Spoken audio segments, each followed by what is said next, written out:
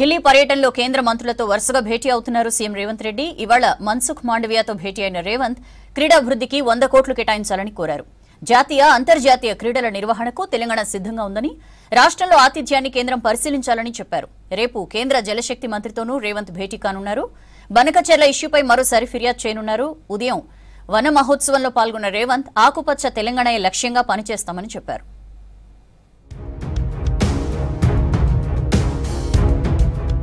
ఢిల్లీ పర్యటనలో ఉన్న సీఎం రేవంత్ రెడ్డి కేంద్ర మంత్రులతో వరుసగా భేటీ అయ్యారు.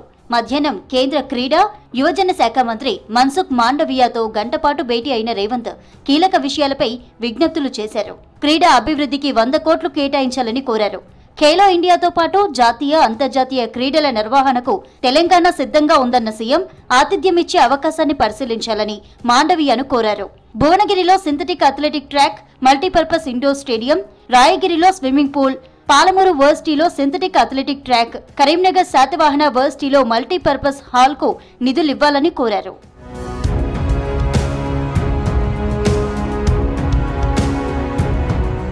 హైదరాబాద్ హకీంపేటలో archery range, synthetic hockey field, LB స్టేడియంలో squash court, national football field అభివృద్ధి, synthetic track, Gachibowli hockey ground ఆధునీకరణకు 100 కోట్లు ఇవ్వాలని మన్సుఖ్ మాండవియాకు విజ్ఞప్తి చేశారు.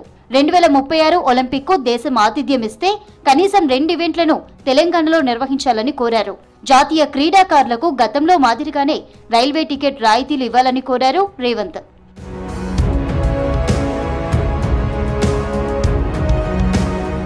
ఢిల్లీ పర్యటనలో ఉన్న రేవంత్ క్రీడా, సినీ ప్రముఖులను కలిశారు. మాజీ క్రికెటర్ కపిల్ దేవ్ ను ఆయన నివాసంలో కలిసిన రేవంత్ హైదరాబాద్ స్పోర్ట్స్ వర్సిటీ గురించి చర్చించారు.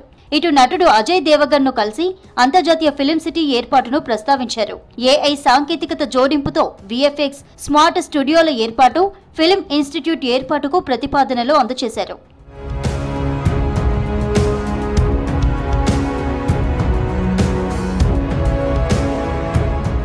రేపు కూడా ఢిల్లీలోనే ఉండనున్న రేవంత్ కేంద్ర జలశక్తి మంత్రి సిఆర్ పాటిల్ తో భేటీ కానున్నారు.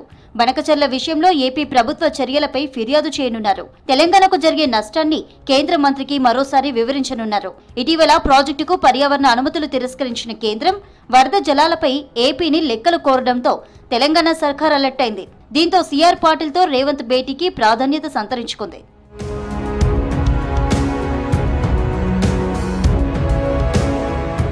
వచ్చే అసెంబ్లీ ఎన్నికల్లో మహిళా రిజర్వేషన్లు వస్తాయన్నారు సీఎం రేవంత్ రెడ్డి. 30 మందికి పైగా మహిళలు ఎమ్మెల్యేలు అవుతారన్నారు. భవిష్యత్తులో మహిళలే రాష్ట్రంలో పరిపాలన చేస్తారని తెలిపారు. వన మహోత్సవ కార్యక్రమాన్ని ప్రారంభించారు రాష్ట్ర ముఖ్యమంత్రి రేవంత్ రెడ్డి. రాజేంద్రనగర్ ప్రొఫెసర్ జయశంకర్ తెలంగాణ అగ్రికల్చర్ యూనివర్సిటీలో రుద్రాక్ష మొక్క నాటారు సీఎం రేవంత్. రాష్ట్రంలోని తల్లులందరూ మొక్కలు నాటితే ఆకుపచ్చ తెలంగాణ అవుతుందన్నారు సీఎం. తొందరలోనే ఎమ్మెల్యేలకు కూడా మహిళా రిజర్వేషన్లు రాబోతున్నాయి.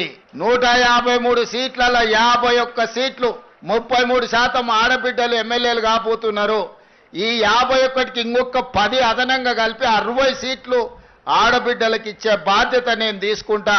మీరందరూ మంచి పనులు చేసి మంచి పేరు తెచ్చుకోండి. మిమ్మల్ని గుర్తించి మీకు ఎమ్మెల్యే టికెట్లు ఇచ్చడమే కాదు, మిమ్మల్ని గెలిపించుకునే పూచి కూడా నాది.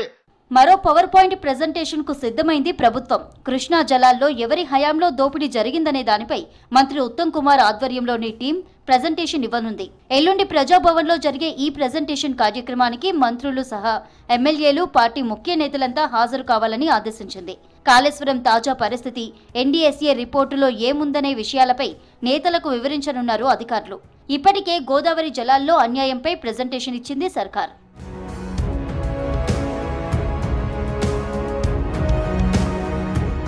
జూలై 10న మంత్రివర్గ సమావేశం జరగనుంది. మధ్యాహ్నం 2 గంటలకు సెక్రటేరియట్లో ముఖ్యమంత్రి రేవంత్ రెడ్డి అధ్యక్షతన జరిగే ఈ భేటీలో కీలక విషయాలపై డిస్కస్ చేయనున్నారు.